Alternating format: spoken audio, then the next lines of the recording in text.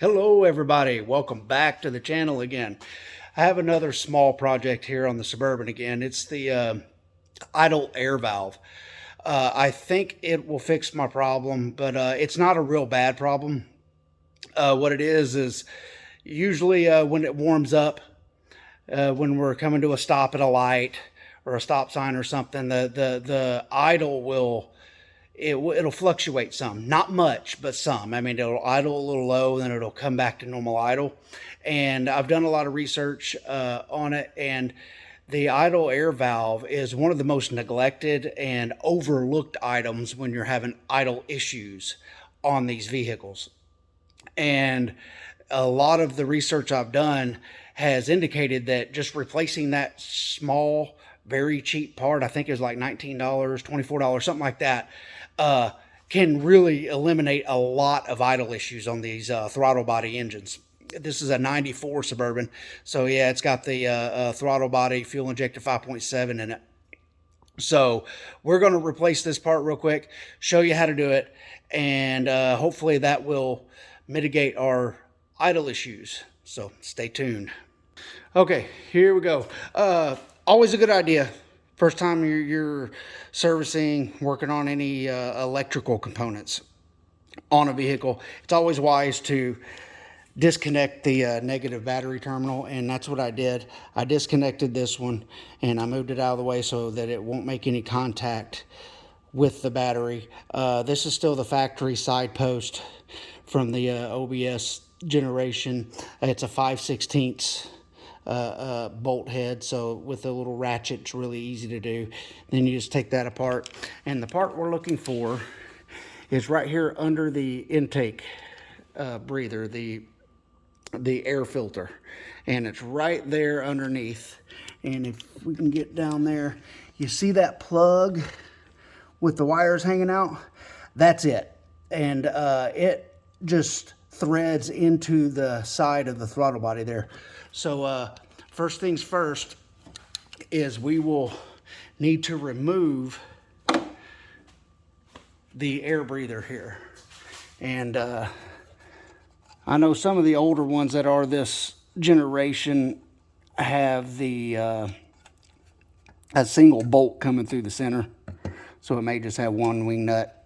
This one, I think the late 80s, early 90s had that. Yeah, this one has the two, so still the same concept, no big deal. They're pretty much identical besides that. And what we're going to do now is that part of the tube there that is connected, it just slides on here. So all you have to do is just wiggle that off and it comes loose. And then this air breather will come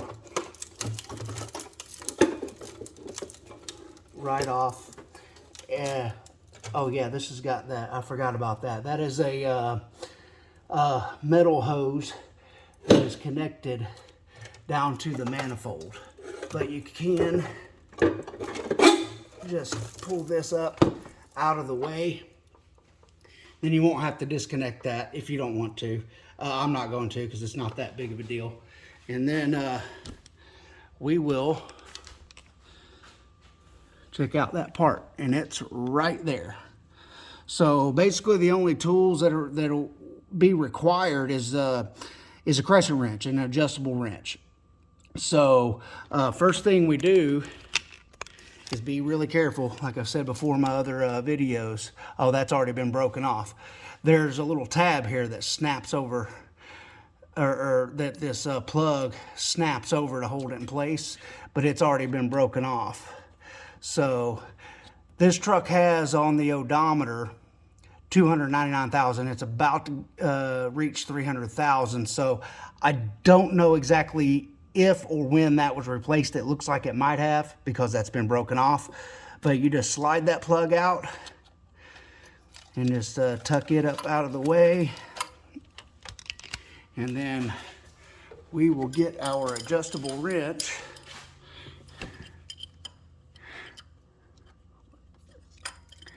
and put it on there. And these aren't in there very tight either. Oh wow, I'm gonna need a bigger wrench. I apologize for that. That is actually a 1 1/4 size open end wrench. So I have one of these here in the garage. So I'll put that on there, and then I barely turned that. And it took almost no force to turn that. So it's not in there very tight. And once it breaks free, it's hand tight. So we will pull this puppy out of here. And it doesn't look too bad. Yeah, it's got some crud on it. They build up with carbon, and then they tend to not want to work accurately. So now that we got the old one out, we will get the new part and do a comparison.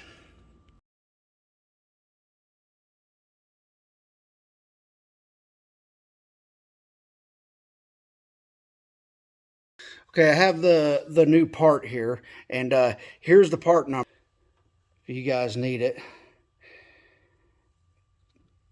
I ordered these parts from a company named 1A Auto. I've never used them before, but their service is just outstanding. I ordered multiple parts. It was, I think, 4 or 5 parts. I ordered mirrors, a driver side door window actuator, that whole assembly. I got some new door handles too, because these are kind of faded. But along with this part, and then another part that we're going to do under the hood here, which will be more videos to come later on how to do those. But their service is just awesome. I ordered all of those parts. It was about 10 or 11 in the morning, and the following day by 5 p.m. they were delivered to my door. And that is just outstanding. And the shipping was free. So that is really, really impressive. The parts seem to be really good quality. The prices on their website are very reasonable too. And another thing that I really like that they do is, along with the parts that you purchase, when they send you the tracking information or confirmation, they'll email you also videos. They have tutorials on how to install these parts that you purchase, which is awesome that they have a service like that. And they also have a YouTube channel, and they'll link you to it. And to me, I'm just thoroughly impressed. And from now on, for all my parts that I need, I'm going to use them. So I will leave a link in the description box below to that company, and I want you to experience that because their service is just outstanding. So, all right, we have the new part here.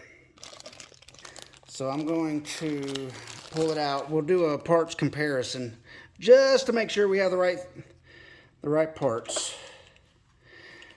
And yeah, it looks like this one is a little worn out. That spring doesn't seem to be as depressed as this new one. But they look like they're the same size, same diameter, and the plug is the 4-prong plug. So they seem to be the same part. So next step is, and it comes with some thread tape on it, so there's no need to put any of that on it. And it comes with this gasket, so everything just pretty much comes ready to go, almost plug and play pretty much. So we'll just thread that in there.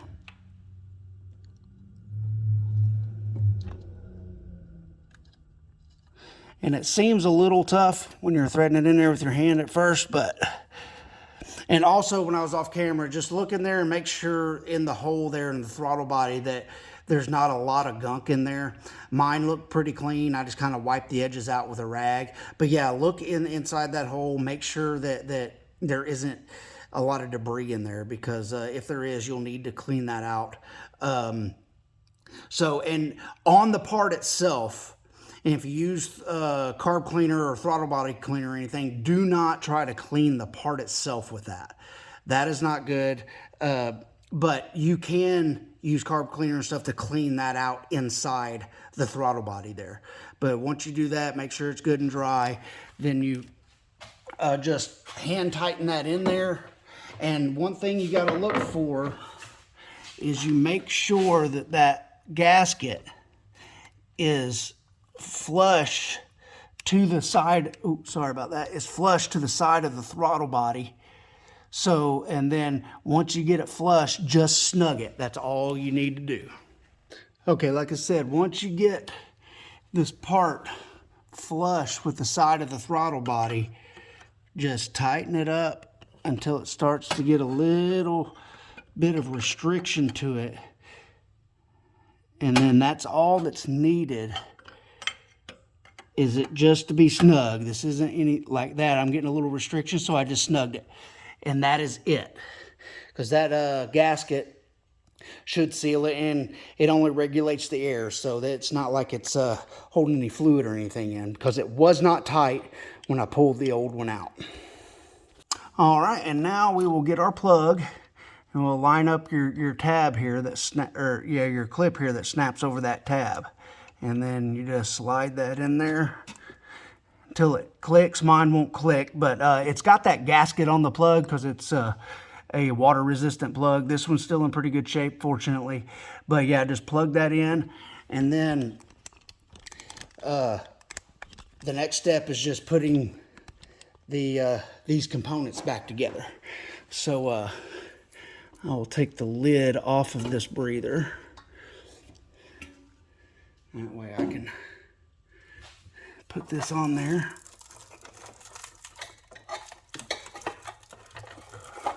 Put that back on there properly. And I'll make sure that that sits back on top of that throttle body square. Slide that back down.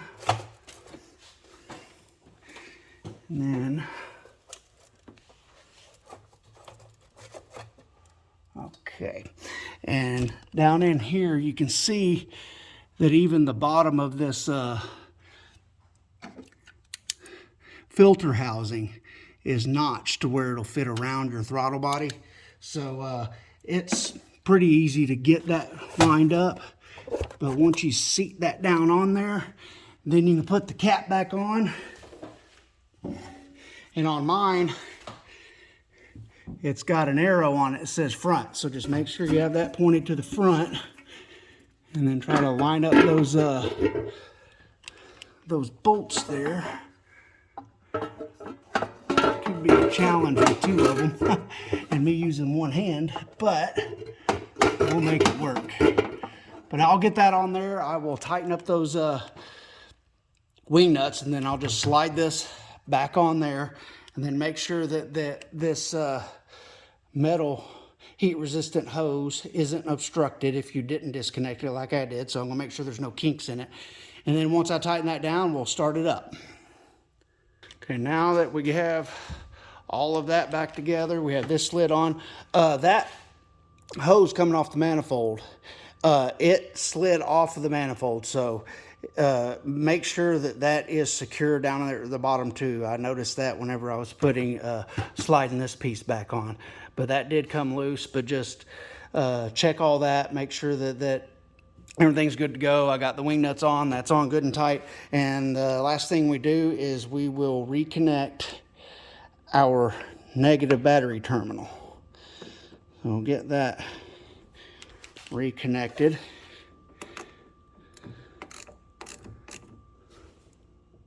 And that's on there good and tight. So now we will start it up and see how it'll idle.